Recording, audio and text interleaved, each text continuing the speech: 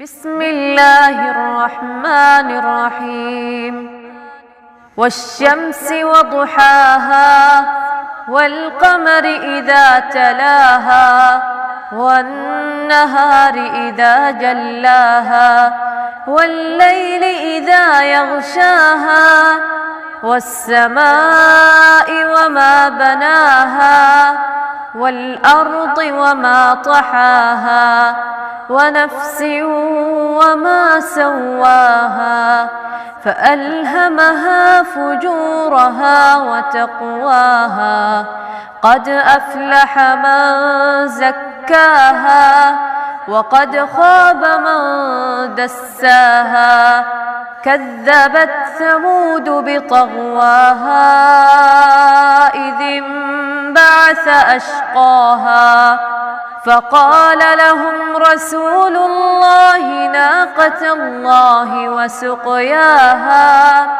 فكذبوه فعقروها فدمدم عليهم ربهم بذنبهم فسواها ولا يخاف عقباها.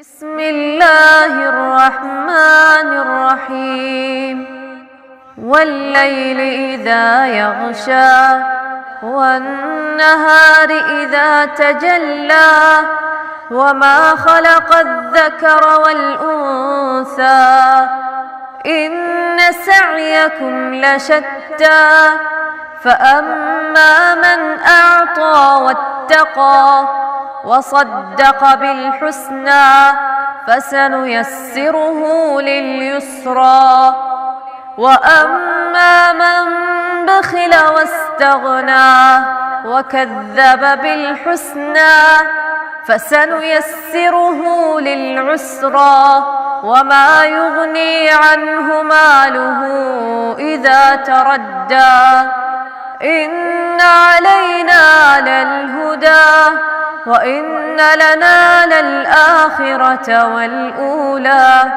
فأنذرتكم نارا تلظى لا يصلاها إلا الأشقى الذي كذب وتولى وسيجنبها الأتقى الذي يؤتي ماله يتزكى وما لأحد عنده من نعمة تجزى إلا ابتغاء وجه ربه الأعلى ولسوف يرضى.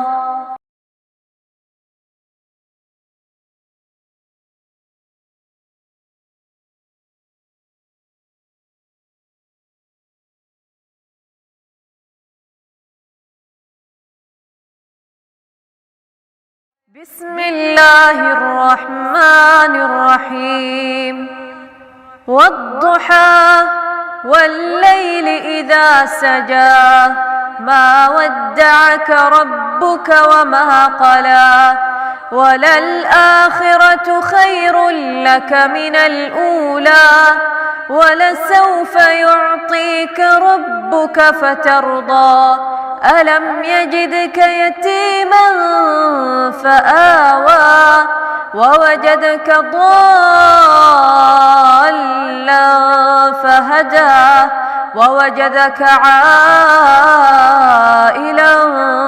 فأغنى فأما اليتيم فلا تقهر وأما السائل فلا تنهر وأما بنعمة ربك فحدث.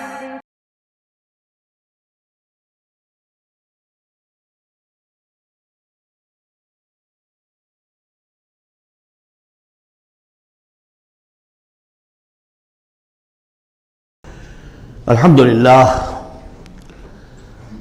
للہ وکفا والصلاة والسلام علی عبادہ الذین اصطفیٰ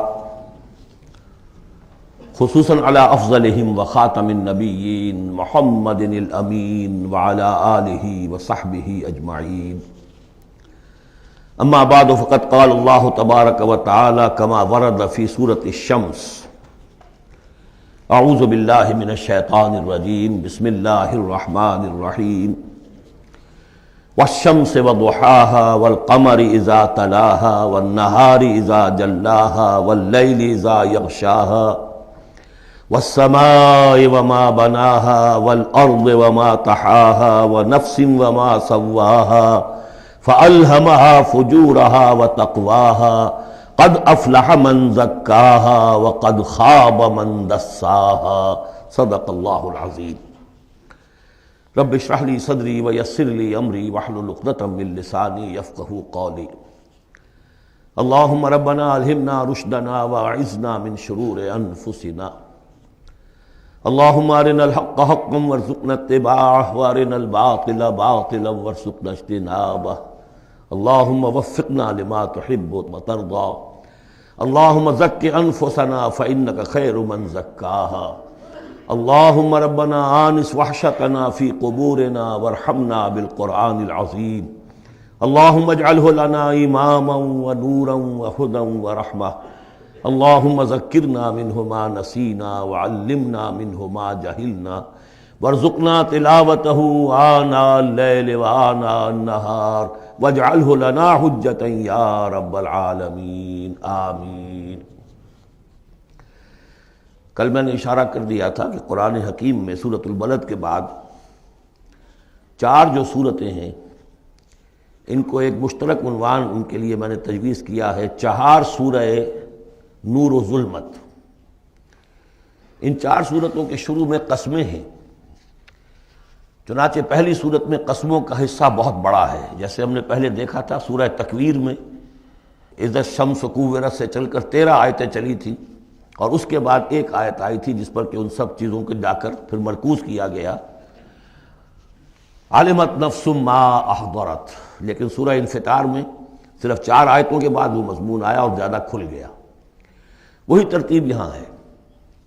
اس میں یہ دیکھیے کہ 8 آیتیں آئیں گی کہ جس میں قسمیں ہیں اور 2 آیتوں میں پھر جواب القسم ہے. کس بات پر قسم کھائی گئی ہے اور وہ بڑا مرکزی مضمون ہے، بنیادی مضمون ہے. اگلی صورت میں سورۃ اللیل میں قسموں والا حصہ کم ہو جائے گا اور وہ بنیادی مرکزی مضمون مزید کھلے گا.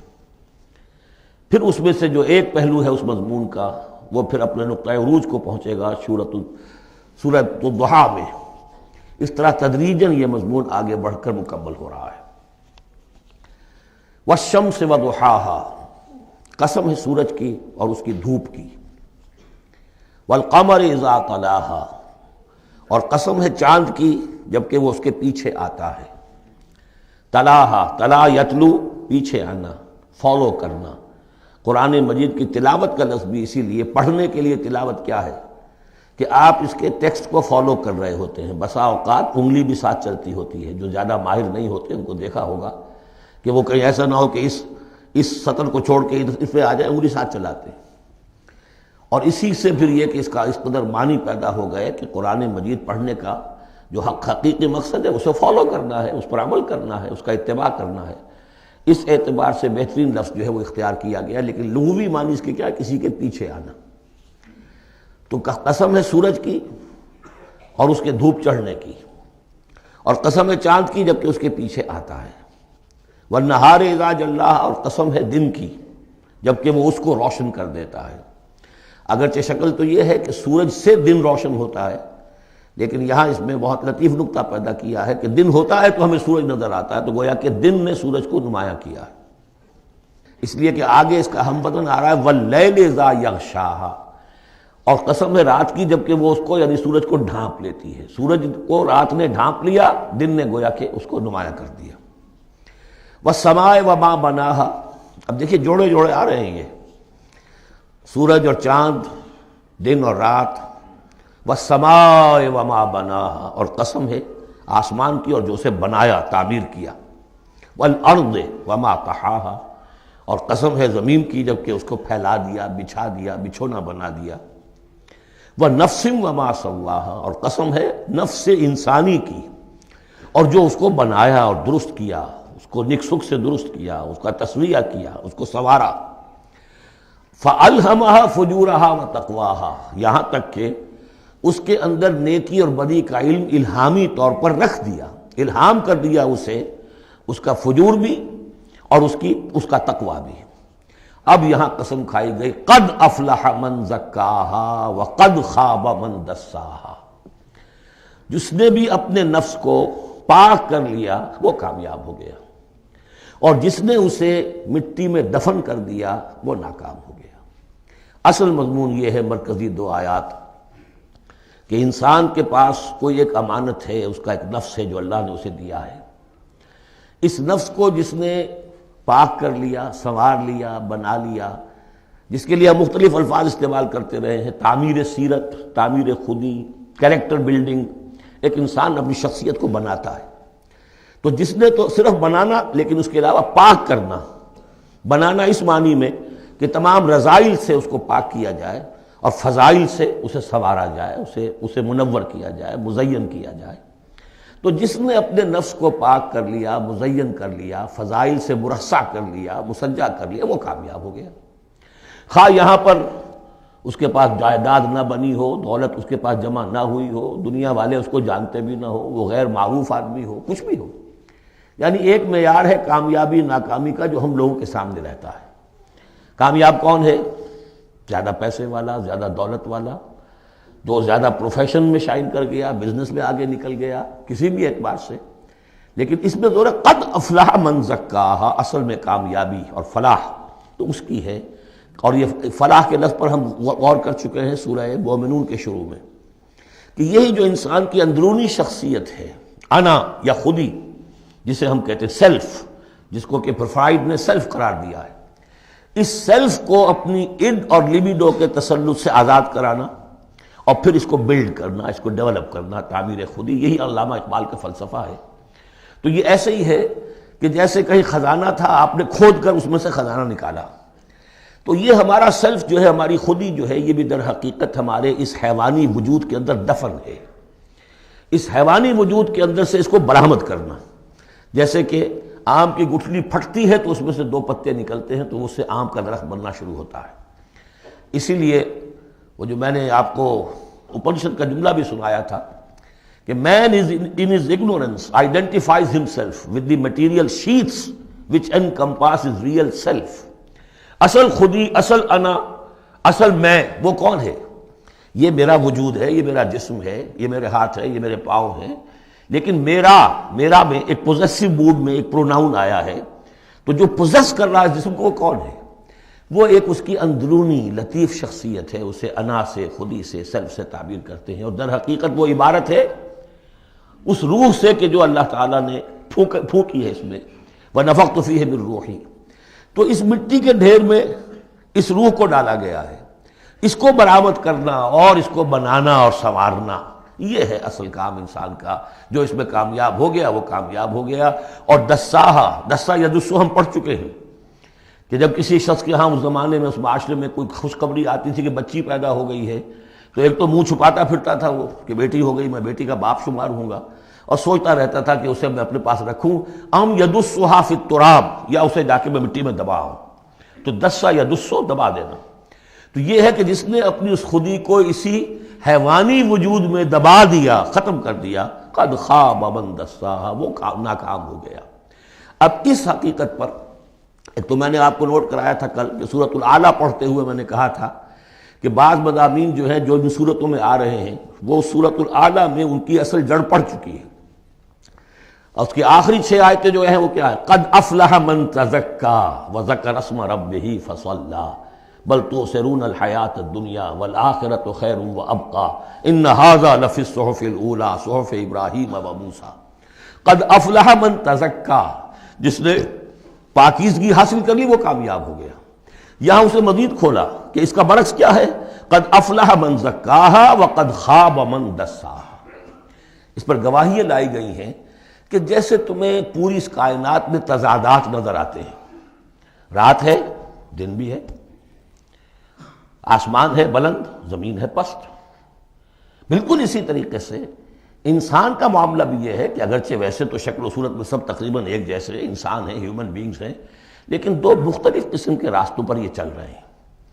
ایک راستہ وہ ہے کہ یہی حیوانی نفسانی خواہشات اور اسی کے اندر پوری زندگی جو ہے گزار دی، اور اپنے اس اصل روح ربانی کو، اپنی اصل امانت الہیہ کو دبا دیا، گویا کہ چلتے پھرتی قبر بن گئے۔ اس کے لیے حیوان انسان چل رہا ہے، لیکن وہ انسان جو ہے وہ روحانی وجود اس کا وہ اس کے اندر دفن ہو چکا ہے۔ تو قد خواب من دساہا قد افلح من زکاہا، اس پر یہ ساری قسمیں کھائی گئیں۔ سورج ہے تو اس کے ساتھ چاند ہے، دن ہے تو اس کے ساتھ رات ہے، اسی طریقے سے آسمان ہے تو اس کے ساتھ زمین ہے، اور یہ جو نفس انسانی ہے اسے اللہ نے بڑا سنوارا ہے، بنایا ہے۔ اس نفس کے اندر بھی ایک ودیت کر دیا ہے نیکی اور بدی کا شعور۔ یہاں لفظ روح نہیں آیا، نوٹ کر لیجیے اسے، وَنَفْسٍ وَمَا سَوَّاهَا، یعنی جو یہ نفس انسانی ہے اس کے اندر بھی ایوولوشن ہوئی ہے۔ یہ نفس جو ہے اڈ یا لیبیڈو، یہ گدھے میں بھی ہے، کتے میں بھی ہے، گھوڑے میں بھی ہے، شمپنزی میں بھی ہے، لیکن یہ سارا نفس کا بھی تو ایوولوشن ہوا ہے۔ اس ایوولوشن کا مرتبہ آیا ہے انسان میں آ کر، وہ یہ ہے کہ انسان میں اس کے اندر ایک حس پیدا ہو گئی ہے، مورل سینس، کہ کچھ چیزوں کو وہ سمجھتا ہے کہ یہ بری ہیں، کچھ چیزیں اچھی ہیں۔ اور یہ اتنا یونیورسل کانسیپٹ ہے کہ جس کو یوں سمجھیے کہ جس معاشرے میں جائیے سچ بولنا اچھا ہے، جھوٹ بولنا برا ہے۔ یہ کبھی ایسا نہیں ہوا کسی نے کہا ہو کہ جھوٹ بولنا اچھا ہے، سچ بولنا برا ہے۔ وعدہ کر کے پورا کرنا اچھا ہے، وعدہ خلافی کرنا برا ہے۔ جو شخص وعدہ خلافی کر رہا ہوتا ہے وہ بھی جانتا ہے کہ میں برا کام کر رہا ہوں، میرا اس کا ضمیر اس وقت اس کو ملامت کر رہا ہوتا ہے، جس کی قسم کھائی گئی ہے۔ لا اقسم بیوم القیامہ ولا اقسم بالنفس اللوامہ، یہ تمہارے اپنے اندر جو ہے مائی کانشنس از پنچنگ می، بھائی، کہ تمہارے اندر ایک اخلاقی حس ہے۔ یہ اخلاقی حس نفس انسانی میں ودیت شدہ ہے۔ روح میں جو کچھ ہے وہ تو اور بڑی شے ہے۔ روح انسانی میں تو معرفت خداوندی ہے اور محبت خداوندی ہے، دونوں چیزیں روح انسانی کے اندر موجود ہیں۔ ابھی یہاں سے نفس کی بات ہو رہی ہے۔ جیسے عالم خلق کے تمام جو مظاہر ہیں ان کو بیان کیا جا رہا ہے، سورج اور چاند عالم خلق کی چیزیں، عالم امر کی نہیں ہیں۔ رات اور دن عالم خلق کی چیزیں ہیں، آسمان اور زمین عالم خلق کی چیزیں ہیں۔ نفس بھی عالم خلق کی شے ہے، روح ہے عالم امر کی شے۔ تو نفس انسانی بھی نفس حیوانی سے ممتاز ہے بئی معنی کہ اس میں وہ ایک مورل سینس موجود ہے، جس کی بنا پر اس کے اندر یہ شعور ہے، ودیت شدہ، الہام شدہ، الہمہا، الہام کر دیا اس میں کہ کچھ چیزوں کو وہ جانتا ہے یہ خیر ہیں اور کچھ کو جانتا ہے یہ شر ہے۔ اسی لیے قرآن مجید نے کثرت سے جو لفظ استعمال کیا ہے وہ معروف اور منکر۔ معروف وہ جو جانی پہچانی شے نفس انسانی جانتی ہے کہ یہ چیز اچھی ہے، منکر وہ جس سے کہ نفس انسانی اباہ کرتا ہے یہ کیا ہے، یہ نہیں ہونا چاہیے، یہ فطرت اس کے اندر موجود ہے، سرشت کے اندر۔ اب مرحلہ صرف یہ ہے کہ جب یہ بنیادی بیج تو اللہ نے تمہارے نفس میں ڈال دیا، اب اسے پروان چڑھانا تمہارا کام ہے، اسے آگے بڑھاؤ، پروان چڑھاؤ عمل صالح سے۔ الیہ یصعد الکلم الطیب والعمل الصالح یرفعہ، اچھا کلام ہو، اچھی بات ہو، اس کے اندر اوپر اٹھنے کی، اللہ کی طرف بڑھنے کی صلاحیت تو ہے، لیکن عمل صالح اس کے ساتھ ہوگا تو وہ اوپر اٹھے گا۔ تو یہ جو بھی پوٹینشل ہے انسانی فطرت کا، تو قد افلح جس نے وہ محنت کی، مشقت کی، اس نے اپنی اس اصل انسانی شخصیت کو برآمد کیا، اس مٹی کے ڈھیر میں سے بنایا، اسے ایک بڑا درخت بنا دیا، تناور درخت بنا دیا جس میں وہ پھل لگے ہیں جو ہم سورہ تغابن میں پڑھ رہے ہیں، وہ کامیاب ہو گیا۔ اور جس نے اس کو دبائے رکھا، وہ مٹی ہی کی زندگی میں اور جو جسمانی وجود ہے اسی کے تقاضوں کو پورا کرنے میں لگا رہا، وہ غائب ہو گیا، ناصب۔ اب اس کے بعد یہ کہ یہ معاملہ جس طرح انڈیویجولز کا ہوتا ہے ایسے ہی کسی معاشرے کا بھی ہوتا ہے۔ معاشرے میں بھی کچھ لوگ ہوتے ہیں کہ جو خیر کی طرف بلانے والے، کچھ ہوتے ہیں کہ جو بدی کی طرف بلانے والے، جس طریقے سے فرد کے اندر موجود ہے اسی طریقے سے پھر اس کے اندر بھی اگر ایک قوم کا اجتماعی ضمیر جو ہے وہ زندہ رہے اور امر بالمعروف نہی عن المنکر کا فریضہ وہاں سر انجام دیا جاتا رہے تو معاشرے کی خیر ہوگی۔ اور اگر اخلاقی حس بحیثیت مجموعی اس درجے کمزور ہو جائے کہ قوم کا اجتماعی ضمیر مردہ ہو جائے اور پھر اسے حس ہی نہ رہے، وائے ناکامی متائے کارواں جاتا رہا، کارواں کے دل سے احساس زیاں جاتا رہا، وہ احساس ہی نہ رہے اجتماعی سطح پر کہ یہ بدی ہے اور یہ برا کام ہے، یہ منکر ہے، تو پھر وہ تباہ ہوتی ہے۔ اس کی ایک مثال دی ہے، کذبت ثمود بطغواہا، قوم ثمود نے بھی جھٹلایا تھا اپنی سرکشی کے باوجود۔ اذ انبعث اشقاہا، جب ان کا جو سب سے شقی انسان تھا وہ کھڑا ہوا اور اس نے پھر اونٹنی کو جو اللہ تعالیٰ نے بطور معجزہ دی تھی اس کو اس نے ہلاک کر دیا. قال لهم رسول اللہ ناقۃ اللہ وسقیاہا، ان سے کہہ دیا تھا اللہ کے رسول نے کہ دیکھو یہ اللہ کی اونٹنی ہے اور اس کا پانی پینے کی جو باری کا دن ہے اس میں کوئی گڑبڑ پیدا نہ کرنا. فکذبوہ فعقروہا، انہوں نے اسے جھٹلا دیا اور اس کی کونچیں کاٹ ڈالی. فدمدم علیہم ربہم بذنبہم، تو الٹ پڑا اللہ تعالیٰ کی طرف سے ان پر عذاب ان کے گناہ کی پاداش میں. فسواہا، اللہ نے سب کو برابر کر دیا. ولا یخاف عقباہا، اور اللہ تعالیٰ کو اس کا کوئی ڈر نہیں کہ اس کا کیا نتیجہ نکلے گا. اس کی مخلوق تھی، انہوں نے ختم کر دیا اور مخلوق کو وہ لے آئے گا. تو انفرادی اور پھر اجتماعی، ان دونوں چیزوں کو اس صورت کے اندر جمع کر دیا گیا. اب یہاں سے جو مضمون شروع ہوا ہے، اب دیکھیے اگلی صورت میں کھلے گا. اگلی صورت میں دو جوڑے آ رہے ہیں صرف. واللیل اذا یغشا، قسم ہے رات کی جبکہ وہ ڈھانپ لیتی ہے. والنہار اذا تجلی، قسم ہے دن کی جبکہ وہ روشن ہو جاتا ہے.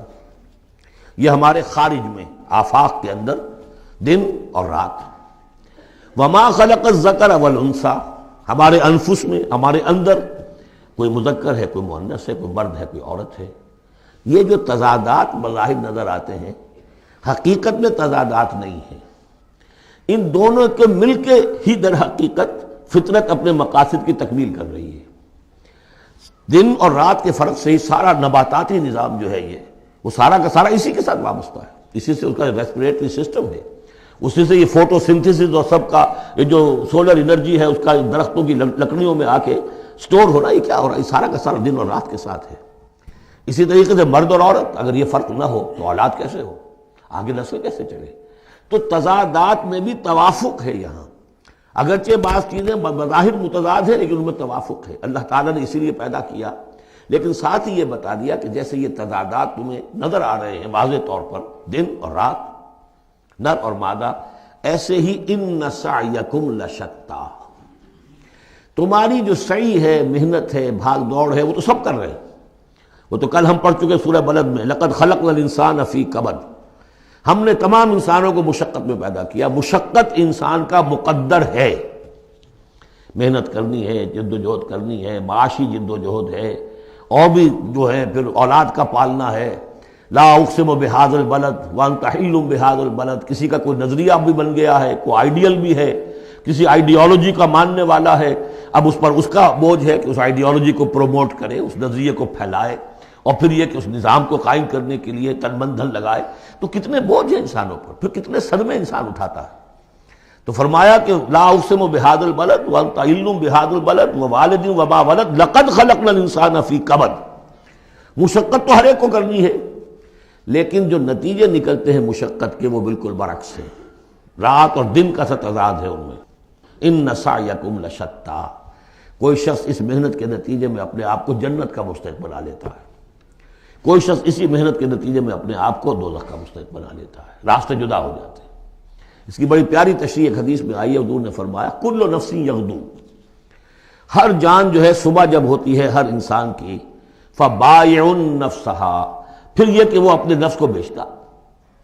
اب کوئی دفتر جا رہا ہے اپنی صلاحیت بیچ رہا ہے، کوئی بیچارہ وہ چونکہ اور کچھ نہیں سیکھ سکا تھا، اینٹیں ڈھو رہا ہے، تعمیر کا جہاں ہو رہی ہے، کوئی کسی چلا رہا ہے، کوئی ہل چلا رہا ہے، کسی کی مشقت، کوئی اپنی جسمانی جو قوت ہے وہ بیچ رہا ہے، کوئی اپنی ذہنی صلاحیت، اپنی ایکسپرٹیز. ڈاکٹر ہے، اس نے بڑی مشکل سے فن حاصل کیا ہے، وہ بیٹھ کے فیس لے رہا ہے، لیکن بیچ رہا ہے اپنے آپ کو، اپنا وقت بیچ رہا ہے. تو کل نفس یغدو فبائع نفسہ فموتقھا وموبقھا، دن بھر کی محنت کر کے شخص ایک وہ شخص ہے جس نے حلال کو پیش نظر رکھا، حرام سے بچا، جھوٹ نہیں بولا، کسی کو دھوکہ نہیں دیا، کسی کے ساتھ جو ہے بے ایمانی نہیں کی. وہ شام کو آئے گا تو مشقت تو اس نے بھی کی ہے، لیکن یہ لے کر آئے گا اللہ کی رحمت. دوسرا شخص مشقت اس نے بھی کی ہے، کہیں کم تول دیا تھا، کہیں کم ماپ دیا تھا، کہیں جھوٹ بول دیا تھا، کہیں کسی کی حق تلفی کی تھی، کہیں کسی کی عزت نفس پر حملہ کر دیا تھا. وہ مشقت بھی کر کے آئے گا اور شام کو جہنم کی گٹھڑی لے کر آئے گا اپنے کندھے پر. یا وہ نفس کو جہنم سے آزاد کرا کے آیا شام کو، اور یا وہ شام کو جہنم کے عذاب کی ایک گٹھڑی لے آیا ہے. تو کل نفس یغدو فبائع نفسہ فموتقھا وموبقھا. اب وہ بات ہے، اب یہ اس اعتبار سے سمجھ لیجئے کہ میرے نزدیک قرآن مجید کی اہم ترین یہ صورت ہے۔ ایک راستہ ہے، اس کے 3 اوصاف بیان کیے ہیں۔ اگر یہ 3 اوصاف ہوں گے تو خیر کے راستے پر آدمی بڑھتا چلا جائے گا، اور اگر اس کے برعکس 3 صلاحیتیں ہوں گی تو انسان گرتا چلا جائے گا، شر کی طرف جو ہے وہ اس کا قدم آگے سے آگے بڑھتا چلا جائے گا۔ پہلے 3 اوصاف کون سے ہیں؟ وَاللَّيْلِ إِذَا يَغْشَىٰ وَالنَّهَارِ إِذَا تَجَلَّىٰ وَمَا خَلَقَ الذَّكَرَ وَالْأُنثَىٰ إِنَّ سَعْيَكُمْ لَشَتَّىٰ فَأَمَّا مَنْ أَعْطَىٰ وَاتَّقَىٰ وَصَدَّقَ بِالْحُسْنَىٰ۔ جس شخص میں عطا ہے، جود ہے، سخاوت ہے، کسی کو بھوکا دیکھے تو اگر 1 روٹی ہے تو اس کو بھی بانٹ کر کھا سکے، کسی کو تکلیف میں دیکھے تو اگر اس کے پاس کوئی ہے ایسی چیز جس سے کہ اس کی تکلیف و رفع کر سکتا ہو تو دریغ نہ کرے، یہ عطا ہے، جود، عطا، سخاوت۔ فَأَمَّا مَنْ أَعْطَىٰ، پہلی شرط یہ ہے، چونکہ ہم سورہ بلد میں بھی دیکھا ہے کہ وہ جو گھاٹی ہے جس سے گزرنا مشکل ہے، فَلَقْتَحَمَ الْعَقَبَةَ، وہ کون سی گھاٹی تھی؟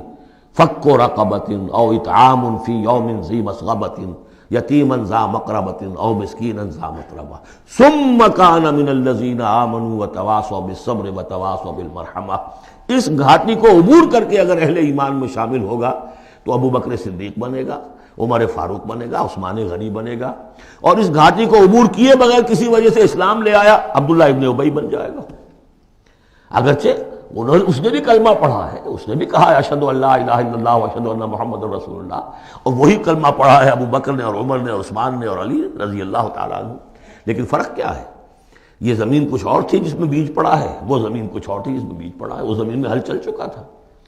تو فرمایا کہ پہلی شے کیا ہے، اور یہ آیت ہم پڑھ چکے ہیں، 4 پارے کی پہلی آیت، لن تنالوا البر حتى تنفقوا مما تحبون، تم نیکی کے مقام تک رسائی حاصل نہیں کر سکتے جب تک کہ خرچ نہ کر سکو اللہ کے لیے اور اللہ کی مخلوق کے لیے، اور وہ چیز کہ جو تمہیں پسند ہو۔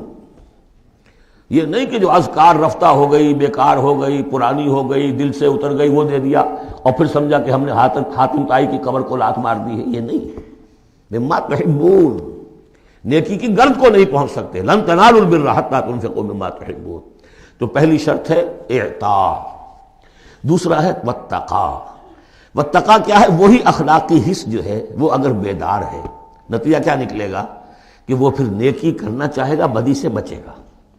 وہی فَأَلْهَمَهَا فُجُورَهَا وَتَقْوَاهَا، اگر یہ حس مر نہیں گئی ہے، یہ دفن نہیں ہو گئی ہے، اس کے اوپر حوث جو ہے اس کا غلبہ نہیں ہو گیا ہے، کوئی اور غلط جو ہے انسان کا رجحان اس نے اسے دبا کر نہیں رکھ دیا ہے، تو تقا اس کے اندر ہوگا، میں کسی کا دل نہ دکھا دوں، میں کسی کا حق نہ مار لوں، اس کے اندر ایک احساس ذمہ داری جو ہے وہ موجود رہے گا۔ اور تیسری شرط وصدق بالحسنی، جو بھی اچھی بات اس کے سامنے رکھی جائے اور اس کا دل گواہی دے دے کہ ہاں بات ٹھیک ہے، فوراً قبول کرے، تصدیق کرے۔ اس وقت یہ نہ کرے کہ یہ میں اگر مان لوں گا تو فلاں چیز چھوڑنی پڑ جائے گی، یہ اگر مان لوں گا تو فلاں کام کرنا پڑ جائے گا، یہ اگر مان لوں گا تو فلاں شخص ناراض ہو جائے گا، یہ اگر مان لوں گا تو مجھے یہ نقصان ہو جائے گا۔ اگر یہ سوچ کر رک گیا تو فیل ہو جائے گا۔ بلکہ یہ کہ جب دل نے گواہی دے دی کہ ہاں ٹھیک ہے، حق ہے، صحیح ہے، فوراً کہو دیکھیے جی آپ کی یہ بات، یعنی اس کو سمجھیے پریکٹیکلی، اگر آپ کسی بحثی میں بھی مبتلا ہو گئی کسی کے ساتھ، اور پھر یہ ہے کہ آپ نے کسی وقت محسوس بھی کر لیا کہ پلڑا اس کا بھاری ہے، بات اس کی صحیح ہے، لیکن ایک یہ کہ اڑے ہوئے، اب کیسے مان لوں میں کہ میں ہار گیا۔ ایک یہ کہ شخص کہ ٹھیک ہے صاحب آپ کی یہ بات مجھے بالکل دل کو لگی ہے، ٹھیک ہے، ابھی اور غور کریں گے، سوچیں گے، چلیں گے آگے اور اس مسئلے، لیکن یہ بات آپ کی ٹھیک ہے۔ اس سے انسان کے اندر جو ہے پھر وہ ہم آہنگی پیدا ہوتی ہے، بات آگے بڑھتی ہے۔ لیکن یہاں سمجھ لیجیے کہ بنیادی طور پر یہ 3 اوصاف ہیں، فاما من آتا، بخل نہ ہو، اتقا اور اس کے اندر یہ اخلاقی حس بیدار ہو، نمبر 3 جو اچھی بات سامنے آئے اس کی تصدیق کر دیں، فَسَنُيَسِّرُهُ لِلْيُسْرَىٰ، تو ہوتے ہوتے ہم آسانی سے، اب یہ لفظ بھی آ چکا تھا سورہ علق میں، وَنُيَسِّرُكَ لِلْيُسْرَىٰ، میں نے کہا تھا اس لفظ کو یہاں نوٹ کر لیجئے اور یہیں سے یہ بات آگے کھلے گی۔ فَسَنُيَسِّرُهُ لِلْيُسْرَىٰ، جس شخص میں یہ 3 اوصاف ہوں گے ہم انہیں رفتہ رفتہ رفتہ رفتہ سب سے اونچی اور سب سے اچھی جو آسانی والی شاید منزل ہے جنت، وہاں پہنچا دیں گے۔ اب اس کے برعکس دیکھیے ترتیب، وَأَمَّا مَن بَخِلَ، اعطاء کے مقابلے میں بخل آ گیا، وَاسْتَغْنَا بے پرواہ ہے، اسے پرواہ ہی نہیں۔ دریا کو اپنی موج کی طغیانیوں سے کام، کشتی کسی کی پار ہو یا درمیان رہے، ہمیں سے کیا غرض ہے؟ وہ تو اپنی اس میں دھن میں لگے جا رہے ہیں۔ کسی کا دل مسل دیا، کسی کے جذبات کے اوپر جو ہے ٹھیس پہنچا دی، کسی کو کچھ کر دیا، کسی کا مال ہڑپ کر لیا، کسی کو اور کسی طرح سے اس کی عزت کے اوپر جو ہے کوئی حملہ کر دیا، چلے جا رہے۔ استغنا، انہیں یہ احساس ہی نہیں ہے کہ کوئی نیکی اور بری کا معاملہ بھی ہے اور مجھے سیدھے راستے پر چلنا ہے، برائی کے راستے پر نہیں۔ وَكَذَّبَ بِالْحُسْنَىٰ، اچھی بات پیش کی جائے جھٹلا دے، دل گواہی دے چکا ہے کہ بات اچھی ہے لیکن پھر جھٹلا دے، کسی تعصب کی وجہ سے، کسی ضد کی وجہ سے، تکبر کی وجہ سے، ہٹ دھرمی کی وجہ سے۔ فَسَنُيَسِّرُهُ لِلْعُسْرَىٰ، تو ایسے شخص کو ہم آہستہ آہستہ تدریجاً سب سے بڑی مشکل یعنی جہنم میں پہنچا دیں گے۔ تو یہ گویا کہ اب دو راستے، اِنَّ سَعْيَكُمْ لَشَتَّىٰ، تمہاری جد و جہد جو ہے زندگانی کی، ان کے یہ دو رخ ہے۔ اگر تو یہ ہے اما من اعطا واتقا وصدق بالحسنى، اگر یہ تینوں چیزیں بتمام و کمال موجود ہوں تو وہ شخص صدیق بنے گا، ابو بکر صدیق بنے گا رضی اللہ تعالیٰ عنہ، ان کے نقش قدم پر چلنے والا ہوگا۔ اور اگر ان تینوں سے کوئی چیز کمی ہے تو کہیں بیچ میں لٹک جائے گا، اور تینوں ہی نہیں ہے تو معلوم ہوا کہ وہ بدترین خلائق ہوگا پھر، جس کا کہ سب سے بڑا کردار جو قرآن مجید میں آتا ہے وہ ابو لہب ہے۔ ابو جہل جو ہے وہ بدترین نہیں تھا، اچھی طرح سمجھ لیجئے، وہ تو جب آج ہم پڑھیں گے، جب سورہ علق آئے گی تب اس کے کردار کا نقشہ سامنے آئے گا۔ اس کی شخصیت بڑی اونچی شخصیت تھی بعض اعتبارات سے، میں سنا چکا ہوں، نے صاف مانا تھا کہ محمد جھوٹ نہیں کہہ رہے، جو کچھ کہہ رہے ہیں صحیح کہہ رہے ہیں، لیکن میں نہیں مان سکتا۔ اس کا مطلب ہے ہمیشہ کے لیے ہم بنو امیہ جو ان کے غلام ہو جائیں گے، بنو ہاشم کے، یہ میرے لیے قبول نہیں۔ صاف تو کہا نا، کم سے کم give the devil his due۔ اسی طریقے سے جس باطل دین کا وہ علمبردار تھا اس کے لیے اسلامی گردن کٹوائی ہے، قربانی دی ہے اس نے۔ ابو لہب نے 2 مرسنریز بھیج دیے، تم چلے جاؤ، میں تمہیں پیسے دے دوں گا، تم جاؤ، تم لڑاؤ میری جگہ پر، اس لیے کہ اس میں وہ بات نہیں تھی، اس میں مردانگی تھی۔ کوئی وجہ تھی کہ حضور نے 2 شخصوں کو برابر تولا ہے، عمر ابن الخطاب اور عمرو ابن ہشام میں سے اللہ کسی ایک کو میری جھولی میں ڈال دے، کوئی وجہ تھی نا آخر، دونوں کو کیسے کیا ہے؟ اگر کہیں وہ بھی ایمان لایا ہوتا تو عمر ابن الخطاب کی طرح کا مسلمان ہوتا، پھر وہ اس طرح کا ڈھیلا مسلمان نہ ہوتا، وہ عبداللہ ابن ابی والا مسلمان نہ ہوتا۔ تو یہ شخصیتوں کا معاملہ ہوتا ہے۔ تو جس میں تینوں اوصاف نہیں ہے وہ گیا بدترین خلائق، جس میں کچھ ہے وہ پھر کچھ دیر لگا کے آ جائے گا، کچھ وقت لگے گا اسے، لیکن یہ 3 اوصاف ہی ہیں تعمیر سیرت کے اس اعتبار سے کہ جو فیصلہ کن ہیں۔ فَأَمَّا مَنْ أَعْطَىٰ وَاتَّقَىٰ وَصَدَّقَ بِالْحُسْنَىٰ فَسَنُيَسِّرُهُ لِلْيُسْرَىٰ وَأَمَّا مَنْ بَخِلَ وَاسْتَغْنَىٰ وَكَذَّبَ بِالْحُسْنَىٰ، بالکل اپوزٹ چیزیں، فَسَنُيَسِّرُهُ لِلْعُسْرَىٰ وَمَا يُغْنِي عَنْهُ مَالُهُ إِذَا تَرَدَّىٰ، اور اس نے جو مال جمع کیا ہوگا اپنے لیے وہ قطعاً کام نہیں آئے گا جب اسے گرایا جائے گا، گڑھے میں جب گرے گا جہنم کے۔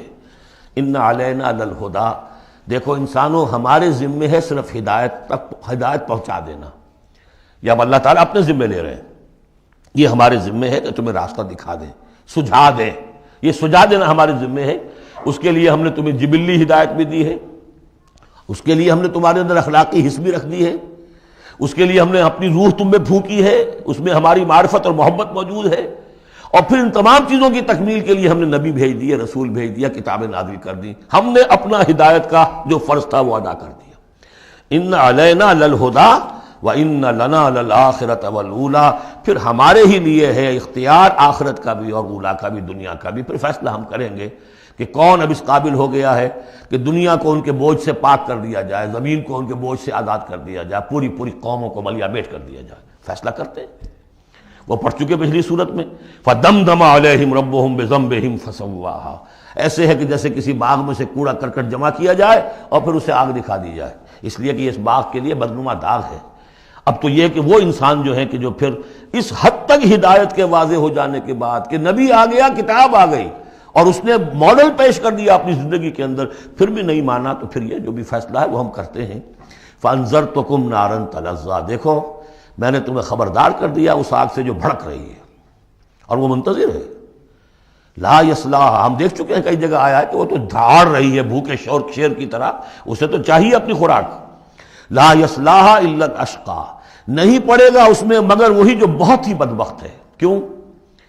کم بدبخت تو اگر ہوتا معاملہ تو اور ہوتا. یہ محمد کے آنے کے بعد بھی صلی اللہ علیہ وسلم جس کی حقیقت نظر نہیں آئی تو اس سے بڑا بدبخت تو کوئی ہے ہی نہیں. اس لیے کہ اگر کچھ اندھیرا ہو کچھ روشنی ہو آدمی ٹھوکر کھا جائے. چلیے بھائی کچھ اندھیرا بھی تھا, جھٹپٹا تھا, پوری روشنی نہیں تھی. نصف النہار پر سورج چمک رہا ہو اور آپ ٹھوکر کھائیں تو پھر قصور کس کا ہے؟ تو آپ کا ہے. اس اعتبار سے اب بعثت محمدی کے بعد صلی اللہ علیہ وسلم جس شخص نے اپنے آپ کو محروم رکھا وہ اشقا ہے. لا یصلح الا الاشقى الذي كذب وتولى, جس نے جھٹلایا ہے اور منہ پھیر لیا ہے. وَسَيُجَنَّبُهَا الْأَتْقَى, اور ہم بچا دیں گے یا بچا دیا جائے گا اس سے جو بہت ہی متقی ہے. اس آیت کے بارے میں تقریباً کنسنسس ہے کہ یہاں مراد حضرت ابوبکر رضی اللہ تعالی عنہ. اتقا, وہ تینوں صفات بتمام و کمال جس میں تھے وہ ابوبکر تھے. یہی وجہ ہے کہ تصدیق بالحسنہ میں ایک لحظہ نہیں لگا. حضور فرماتے ہیں کہ میں نے جس کے سامنے بھی اپنی نبوت کی دعوت رکھی اس نے ضرور کچھ نہ کچھ توقف کیا, سوچا, سوائے ابوبکر کے کہ ایک لحظے کا توقف نہیں کیا. اور ان کی شخصیت کے اندر وہی چیزیں موجود تھیں. غریبوں کے اوپر شفقت تھی, نیکی کی, اور بنیادی طور پر وہ موحد تھے. انہوں نے کبھی بت پرستی اختیار نہیں کی زندگی میں, تو وہ صلاحیت جو ہے تقویٰ بھی تھا, اعطاء بھی تھا, خرچ کرنے کی صلاحیت تھی. انہوں نے خرید کر جو ہے غلام جتنے تھے جو مسلمان ہو گئے تھے, غلام اور کنیزیں, اور جن کے اوپر سخت جو ہے پرسیکیوشن ہو رہی تھی, ٹارچر ہو رہا تھا ان کے آقاؤں کی طرف سے, منہ مانگے دام دے کر ان کے آقاؤں کو نے خریدا ہے اور آزاد کیا ہے. فَأَمَّا مَنْ أَعْطَىٰ وَاتَّقَىٰ وَصَدَّقَ بِالْحُسْنَىٰ, یہ تینوں اوصاف بتمام و کمال ابو بکر میں, ابو بکر صدیق اور صدیق اکبر رضی اللہ تعالی عنہ. خواتین میں الصدیقۃ الکبریٰ حضرت خدیجہ الکبریٰ رضی اللہ تعالی عنہ. وَسَيُجَنَّبُهَا الْأَتْقَى الَّذِي يُؤْتِي مَالَهُ يَتَزَكَّىٰ, جو اپنا مال دیتا ہے اپنے نفس کو پاک کرنے کے لیے. وہ مال کیوں دے رہا ہے, کیوں خرچ کر رہا ہے, کیوں بلال کو اس نے خریدا ہے؟ باپ نے کہا ابو قحافہ نے, وہ تو ایمان نہیں لائے تھے اس وقت تک, وہ تو فتح مکہ کے بعد ایمان لائے. وہ کافر رہے پورے عرصے کے دوران, مشرک رہے. تو باپ نے یہ کہا کہ ابو بکر تمہیں اگر کوئی خریدنا ہی تھا غلام اور کسی کو آزاد کرنا تھا تو کوئی دیکھتے, اچھا غلام دیکھتے, کوئی طاقتور سے دیکھتے جو تمہارے کام بھی کبھی آتا. انہیں کیا پتہ تھا کہ ابو بکر تو کسی اور چیز کا طلبگار ہے, اسے کچھ اور چاہیے, اسے کوئی, یعنی جو شخص کسی غلام کو آزاد کر دیتا تھا وہ اس کا مولا رہتا تھا, پھر بھی وہ ایک درجے میں اس کے تابع ہوتا تھا, اس کی بات سنتا تھا, اس کا حمایتی ہوتا تھا. اخلاقی طور پہ بھی سمجھ میں آ رہا ہے کہ ایک شخص نے اپنی رقم خرچ کی ہے اور آپ کو خرید کے آزاد کر دیا ہے, تو اب آپ بے دام جو ہے غلام تو ہو گئے نا اس کے. اس لیے کہ یہ کہ وہ غلامی نہیں ہے, مولا کہلاتے تھے وہ. جیسے کہ حضرت زید ابن حارثہ بھی مولا تھے حضور کے, اور اسی طریقے سے اور بھی بہت سے ہیں جن کے بارے میں آتا ہے کہ انہوں نے جو حدیث روایت کی ہے. ثوبان رضی اللہ تعالیٰ وہ بھی مولا تھے حضور کے, مولا اس معنی میں. تو فرمایا کہ تم نے یہ کیا کیا, کس کو تم نے خریدا اور اتنی بڑی رقم دے دی؟ جو مانگا امیہ ابن خلف نے, وہ بھی حیران رہ گیا. ٹھیک ہے, دو. الذی یؤتی مالہ یتزکیٰ وما لأحد عندہ من نعمت تجزیٰ, اور ایسا نہیں ہے کہ کسی اور کا اس پر کوئی احسان ہو جس کا وہ بدلہ چکا رہا ہو, نہیں. الا ابتغاء وجہ ربہ الاعلیٰ, صرف اپنے بلند و بالا پروردگار کی رضا جوئی کے لیے وہ خرچ کر رہا ہے. وَلَسَوْفَ يَرْضَىٰ, اور وہ ان قریب راضی ہو جائے گا. یہ ان قریب راضی ہو جائے گا کون؟ اللہ بھی راضی ہو جائے گا اور ابو بکر بھی راضی ہو جائیں گے. رضی اللہ عنہ ورضوا عنہ, جیسے ہم خطبے میں بھی کہتے ہیں رضی اللہ تعالی عنہ وارضاہم, اللہ تعالیٰ بھی راضی ہو جائے ان سے اور اللہ ان کو راضی بھی کر دے, ان کو بھی اتنا اجر و ثواب دے. وَلَسَوْفَ يَرْضَىٰ, اور میرے نزدیک یہاں مراد حضرت ابو بکر ہیں, اس کا میں ثبوت آپ کو اگلی صورت میں دوں گا. اب دیکھیے پہلی صورت میں آیا تھا قد افلح من زکاہا وقد خاب من دساہا. 8 آیتیں تھیں, وہ تھیں قسموں پر مشتمل, لیکن اصل مضمون کیا تھا؟ نفس انسانی میں نیکی اور بدی کا شعور ودیت کر دیا ہم نے. اب جس نے اس کو بنا لیا, سنوار لیا, وہ کامیاب. جس نے اس کو دبا دیا, مٹی میں دفن کر دیا, وہ ناکام. اگلی صورت میں آگے راستہ بتا دیا. سنوارنے کا راستہ کیا ہے؟ اعطاء, تقویٰ, تصدیق بالحسنہ. ان عادتوں کو کلٹیویٹ کرو اپنے اندر, تو یہ راستہ جو ہے تمہارا جائے گا صدیقیت کی طرف اور اللہ تعالیٰ کی رضا کی طرف. اس کے برعکس صاف بخل, استغنا, پرواہ نہیں, کیا خیر کیا شر کوئی پرواہ نہیں. اپنی خواہشات کو پورا کرنا ہے, اپنی اشتہا جو ہے اس کو شہوت کو پورا کرنا ہے, حرام سے حلال سے, اسے کوئی بحث نہیں. اور یہ کہ بات سچی آئی, اچھی آئی اور دل نے گواہی دے دی, پھر بھی اس کو رد کر دیا, تو وہ دوسری منزل پہ نکل جاؤ گے. اب یہ جو پہلی منزل تھی اس کا نقطہ عروج کون ہے؟ ایک تو ابو بکر آ گئے اس میں، اور ان سے بلندتر رتبہ کس کا ہے؟ محمد الرسول اللہ صلی اللہ علیہ وسلم، معراج انسانیت۔ اب جو دو صورتیں آ رہی ہیں ان کا سارا تعلق کلیتاً محمد الرسول اللہ کے ساتھ ہے۔ یہ سیرت النبی کے اعتبار سے بھی بہت اہم ہیں دو صورتیں، بعض اعتبار سے جو صوفیانہ اس میں مسائل آئے ہیں، اور عام طور پر ہمارے مفسرین، ایسے مفسرین خصوصاً جدید دور کے کچھ ریشنلسٹ قسم کے لوگ، وہ تو ان مطالب کی گرد کو بھی نہیں پہنچے۔ ہمارے جو پرانے مفسرین ہیں، چونکہ ان کا ذوق جو ہے وہ ان کے اندر، وہ ذوق بھی اندر ہے موجود ان کے اندر، اسلام کے اور دین کے باطنی حقائق، قرآن کے باطنی حقائق کا، تو میں اس کے حوالے سے چند چیزیں آپ کو بتاؤں گا۔ سورۃ الضحیٰ کا اس کا جو شان نزول ہے وہ یہ ہے کہ کچھ دنوں کے لیے، ایک تو بالکل شروع میں جو رک گئی تھی فترت وحی، اس کے علاوہ پھر ایک موقع آیا ہے کہ کچھ عرصے کے لیے بہت دن گزر گئے، حضرت جبرائیل نہیں آئے، اور آپ کے اوپر ایک شدید قسم کی جو ہے وہ پریشانی طاری ہو گئی۔ کچھ لوگوں نے بھی طعنہ دینا شروع کر دیا، کچھ عرصے سے محمد تم نے کوئی نئی وحی نہیں سنائی، کیا ہوا تمہارا شیطان کیا چلا گیا بس؟ اب کوئی ایسا بھی بتایا گیا کہ ایک دفعہ کہیں متوا کے کئی راتوں تک آپ رات کو اٹھے نہیں، تو کہا وہ تمہارا شیطان تمہیں چھوڑ گیا ہے۔ کوئی ساتھ کے رہنے والی عورت جو تھی کہ رات میں نے سنی نہیں تمہاری کوئی پڑھنے کی جو تم پڑھا کرتے تھے، شاید شیطان تمہیں چھوڑ گیا ہے۔ خود آپ کو جس قدر ایک اشتیاق رہتا تھا کہ وہی آئے، اور آپ کی وہ روح کو جو ہے مزید اور غذا اور تر و تازگی جو ہے وہ مسلسل ملتی رہے، اس کی وجہ سے یہاں تک آتا ہے کہ حضور فرماتے کہ اس درجے میں رنج اور غم میں تھا کہ میں سوچتا تھا کہ میں پہاڑ کے اوپر چڑھ کر اپنے آپ کو گرا دوں۔ بربنائے طب بشری، اس درجے حضور کے اوپر جو ہے یہ شاخ گزر رہا تھا کہ وہی کیسے بند ہو گئی۔ اور اس میں یہ بھی تھا کہ اللہ ناراض تو نہیں ہو گیا، کیا مجھ سے کوئی خطا تو ایسی نہیں ہو گئی، یہ سبب کیا ہوا ہے؟ یہ ہے وہ کیفیت کہ جس کے اندر یہ آیتیں نازل ہو رہی ہیں۔ اور اب آپ اس کو سمجھ لیجئے کہ اس کا نفسیاتی اور انسان کی باطنی کیفیات کے ساتھ کیا تعلق ہے۔ انسان پر دو طرح کی کیفیات طاری ہوتی رہتی ہیں، جیسے میں نے پہلے ایک دفعہ آپ کو بتایا صدیق اور شہید کے درمیان جو فرق ہے بنیادی، کہ کچھ بنیادی طور پر لوگ ایکسٹروورٹس ہوتے ہیں، کچھ بنیادی طور پر انٹروورٹس ہوتے ہیں۔ ایکسٹروورٹس کھیل کود بھاگ دوڑ، لوگوں سے ملنا جلنا، گفتگو ہے، اسے دھکا دے دیا، اس سے مذاق کر لیا، اسی میں وہ خوش رہتے ہیں، بڑے مگن رہتے ہیں، تنہائی انہیں کاٹ کھانے کو دوڑتی ہے۔ اور ایک انٹروورٹس ہوتے ہیں کہ وہ مجلس وغیرہ کو نہیں ہوتا، اپنے تنہائی میں کہیں بیٹھے ہیں، غور و فکر کر رہے ہیں، سوچ بچار کر رہے ہیں، انہیں وہ مجلس سے زیادہ اپنا گوشہ تنہائی جو ہے وہ زیادہ عزیز ہوتا ہے۔ تو یہ دو مزاج اللہ نے بنائے ہیں۔ اسی طرح ہر انسان کے اوپر آلٹرنیٹلی کچھ کیفیات آتی ہیں جس کو ہم کہتے ہیں میرا موڈ آف ہے، ایک طرح کا قبض سا ہو جاتا ہے، طبیعت میں بندش سی ہوتی ہے، کسی وقت اسی شخص کے اندر پھر انشراح سا ہو جاتا ہے، پھر ہنسنے بولنے کو جی چاہتا ہے، گفتگو کرنے کو جی چاہتا ہے۔ تو یہ کیفیت جب انسان کی روحانی زندگی سے متعلق ہو جائے تو اس کو پھر صوفیہ نے نام دیا قبض اور بسط۔ کبھی طبیعت میں انشراح ہے، انبساط ہے، طبیعت جو ہے وہ آبادہ ہے، ہر چیز میں روشنی کا پہلو آدمی دیکھ رہا ہے، ہر چیز کے اندر آپ کو معلوم ہے ایک تاریک رخ بھی ہوتا ہے کسی معاملے کا اور روشن رخ بھی ہوتا ہے، اس وقت انسان روشن رخ کو دیکھتا ہے۔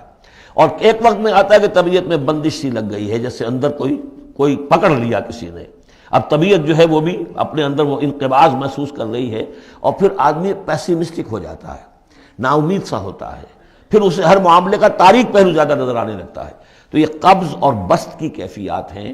جب کبھی قبض کی کیفیت ہو، قاضی ثناء اللہ پانی پتی رحمۃ اللہ علیہ نے تفسیر مظہری میں لکھا ہے کہ قبض کی کیفیت میں اس صورت کا پڑھنا تریاق ہے، جس طرح حضور صلی اللہ علیہ وسلم کے لیے گویا کہ اس وقت جو وحی کا بند ہو جانا تھا وہ گویا کہ ایک طرح کے انقباض اور قبض کی کیفیت پیدا ہوئی تھی، اس میں اب اللہ تعالیٰ فرما رہے ہیں والضحیٰ، قسم ہے دن کے دھوپ چڑھنے کے وقت کی، واللیل اذا سجا، اور قسم ہے رات کی جبکہ وہ چھا جائے یا ساکن ہو جائے، سجا کے دونوں معنی ہے سکون۔ اب دیکھیے ان دونوں کو کیوں لائے، اس لیے کہ صبح ہے، حرکت ہے، برکت ہے، چلنا ہے، دوڑنا ہے، ہر شخص جا رہا ہے، ادھر جا رہا ہے، ادھر جا رہا ہے، رات کو سکون ہو گیا، تاریکی چھا گئی اور شور ہنگامہ ختم ہو گیا۔ لیکن یہ رات اور دن دونوں ضروری ہیں انسان کے لیے، یہاں کا نظام چلانے کے لیے۔ اگر رات ہی رات ہوتی تب بھی یہ دنیا نہ چلتی، اور دن ہی دن ہوتا تب بھی نہ چلتا، تو رات بھی ضروری ہے۔ اسی طریقے سے نفس انسانی کے لیے کبھی کبھی قبض کا وقفہ بھی ضروری ہے۔ آپ اسے یہ نہ سمجھیں کہ اللہ تعالیٰ ناراض ہو گیا، یہ بھی ہماری تربیت کا ایک یوں سمجھیے کہ ایک جز ہے۔ ما ودعک ربک وما قلی، آپ کے رب نے آپ کو رخصت نہیں کیا ہے، نہ ہی وہ آپ سے ناراض ہوا ہے۔ وللآخرۃ خیر لک من الاولی، اور اس کے بعد جو وقت آئے گا اس قبض کے بعد وہ پہلی سے بھی بہتر ہوگا۔ اور میں حیران ہوتا ہوں کہ کیسے غالب نے وہ بات کہی ہے کہ جو بالکل ترجمانی ہے اس کی، رکتی ہے میری تباہ تو ہوتی ہے رواں اور، یعنی یہ کہ جب میری طبیعت کے اوپر کبھی کبھی رکاوٹ سی آ جاتی ہے، اب شعر جو ہے اچھے نازل نہیں ہو رہے، لیکن جب وہ رکاوٹ سے میں نکلتا ہوں، اس قبض سے نکلتا ہوں، رکتی ہے میری تباہ تو ہوتی ہے رواں اور، اس لیے کہ اس قبض کے بعد جب مرحلہ آتا ہے انبساط کا اور انشراح کا تو وہ ایک قدم آگے ہوتا ہے، آدمی اس پہلی کیفیت سے ایک درجہ جو ہے اس کا بڑھ چکا ہوتا ہے۔ وَلَلْآخِرَةُ خَيْرٌ لَكَ مِنَ الْأُولَىٰ، یقیناً پچھلی ہر گھڑی، ہر ساعت اور ہر قبض کے بعد آنے والا انبساط آپ کے لیے پہلے سے اونچا درجہ لے کر آئے گا۔ وَلَسَوْفَ يُعْطِيكَ رَبُّكَ فَتَرْضَىٰ، ان قریب آپ کا رب آپ کو اتنا کچھ دے گا، اتنا کچھ دے گا، آپ کی محنتوں کے وہ نتائج سامنے آئیں گے کہ آپ راضی ہو جائیں گے۔ اب دیکھیے پچھلی صورت ختم ہوئی تھی وَلَسَوْفَ يَرْضَىٰ، یہاں ہے وَلَسَوْفَ يُعْطِيكَ رَبُّكَ فَتَرْضَىٰ، صرف ضمیر کا فرق ہے، کیونکہ صدیق پر وحی نہیں آتی، براہ راست خطاب نہیں کیا جا سکتا، وہاں وہ صیغہ جو ہے وہ غائب کا ہے، وَلَسَوْفَ يَرْضَىٰ، اور چونکہ نبی وہ ہے جس پر وحی آ رہی ہے، براہ راست مخاطب ہے، تو وَلَسَوْفَ يُعْطِيكَ رَبُّكَ فَتَرْضَىٰ، آپ کا رب اتنا کچھ دے گا کہ آپ راضی ہو جائیں گے۔ اب یہ کہ اسی قبض کی حالت میں پھر اللہ تعالیٰ اپنے احسان جتا رہا ہے، اور یہ بہترین ہے۔ کبھی طبیعت پر ڈپریشن ہو اس طرح کی اور قبض کی کیفیت ہو تو آدمی یاد کرے کس کس مرحلے پر اللہ نے میری دستگیری فرمائی، کن کن مراحل پر اللہ تعالیٰ نے مجھے مشکلات سے نکالا، اس سے وہ حوصلہ بڑھتا ہے، اور اس کو بھی سمجھیے کہ اسی انداز میں علم یجد کا یتیما فآویٰ، یہ سیرت النبی کے بڑے اہم حصے ہیں جو اس میں آ گئے ہیں۔ آپ کی پیدائش یتیمی میں، پوسٹیومس چائلڈ، باپ تو پہلے ہی فوت ہو چکا ہے، 6 سال کی عمر میں والدہ گئی، 8 سال کی عمر میں دادا گئے، اور وہ یعنی جو آپ نے دیکھا ہے ابتدائی زمانہ زندگی کا تو وہ یتیمی کا، علم یجد کا یتیما فآویٰ، کیا اس نے اے محمد آپ کو نہ پایا کہ آپ یتیم تھے، پھر پناہ دی، آپ کے لیے بندوبست کیا، دادا کے دل میں جو شفقت ڈالی، پھر آپ کے تایا زبیر کے دل میں جو شفقت ڈالی۔ عبد المطلب کے بعد فوراً ابو طالب کا نام آتا ہے، حالانکہ یہ غلط ہے تاریخی اعتبار سے۔ عبد المطلب کے بعد کافی عرصے تک زبیر جو آپ کے تایا تھے وہ سرپرست تھے، پھر ان کے انتقال کے بعد ابو طالب کا معاملہ آیا، لیکن ان کو بیچ میں سے غائب کر دیا گیا ہے۔ بہرحال اللہ تعالیٰ جو بھی کسی کے دل میں ڈالتا ہے، آخر ابو طالب کے دل میں محبت ڈالی تو کس نے ڈالی؟ وہ ہم پڑھ چکے ہیں سورہ طٰہٰ میں، وَأَلْقَيْتُ عَلَيْكَ مَحَبَّةً مِّنِّي، حضرت موسیٰ علیہ السلام کی موہنی صورت کے اوپر اللہ تعالیٰ فرماتے ہیں ہم نے اپنی محبت کا پرتو ڈال دیا کہ تمہیں دیکھنے کے بعد وہ قتل کرنے کے ارادے سے باز رہ گئے، ان کے ہاتھ شل ہو گئے، ایسی موہنی صورت، اسے قتل کرنا۔ وَأَلْقَيْتُ عَلَيْكَ مَحَبَّةً مِّنِّي وَلِتُصْنَعَ عَلَىٰ عَيْنِي، یہ ہوا ہے۔ تو فرمایا علم یجد کا یتیما فآویٰ ووجدک ضالا فہدیٰ، اور پھر جب آپ شعور کی پختگی کو پہنچے اور غور و فکر کا مرحلہ آیا، حقائق میں انسان کو سوچ بچار کا مرحلہ آیا، اور آپ کو دیکھا کہ آپ تلاش حقیقت میں سرگرداں ہیں تو ہدایت دی۔ وہ آگے آ جائے گا، بہت قریب پہنچ گئے ہم، اقرأ بسم ربک الذی خلق، وہ مرحلہ جب آئے گا۔ وَوَجَدَكَ عَائِلًا فَأَغْنَىٰ، اور پایا آپ کو تنگ دست تو غنی کر دیا۔ کس طرح سے راستہ پیدا کیا ہے خدیجہ الکبریٰ رضی اللہ تعالی عنہا نے، جو بھی ان کے آپ کے محاسن دیکھے کتنی گرویدہ ہوئی ہیں، بڑے بڑے سردار قریش کے جو ہے ان سے نکاح کے خواہش مند تھے، انہوں نے خود جو ہے اپنی لونی کے ذریعے سے پیغام دیا ہے حضور کو، تو یہ ساری چیزیں جو ہے ان کی ساری دولت جو ہے وہ پوری کی پوری انہوں نے لا کر حضور کے قدموں میں ڈال دی ہے۔ وَوَجَدَكَ عَائِلًا فَأَغْنَىٰ فَأَمَّا الْيَتِيمَ فَلَا تَقْهَرْ، تو اے نبی تقاضے ان تینوں چیزوں کے کیا ہیں؟ ہم نے آپ کو یتیم پایا، پناہ دی، اب آپ بھی یتیم کے سرپرستی کیجئے، کسی یتیم کو اس کے اوپر کوئی جبر نہ ہو، سختی نہ ہو۔ وَأَمَّا السَّائِلَ فَلَا تَنْهَرْ، اور آپ جب کہ تلاش حقیقت میں سرگرداں تھے تو ہم نے آپ کو ہدایت دی، اسی طریقے سے اب آپ کو بھی کوئی شخص سائل بن کر آپ کے پاس آئے، سوال کرے، اسے جھڑکنا نہیں ہے۔ اسے جو بھی سائل دونوں طرح کے ہوتے، سوال کرنے والا کوئی علمی سوال اور سوال کرنے والا کوئی مالی مدد کے لیے۔ وَأَمَّا بِنِعْمَةِ رَبِّكَ فَحَدِّثْ، اور جو ہدایت تمہیں دی ہے ہم نے اب اسے عام کرو، یہ نعمت ہے، آپ کے رب کا انعام ہے، یہ ہدایت جو آپ کو عطا ہوئی ہے اس کو بیان کرو۔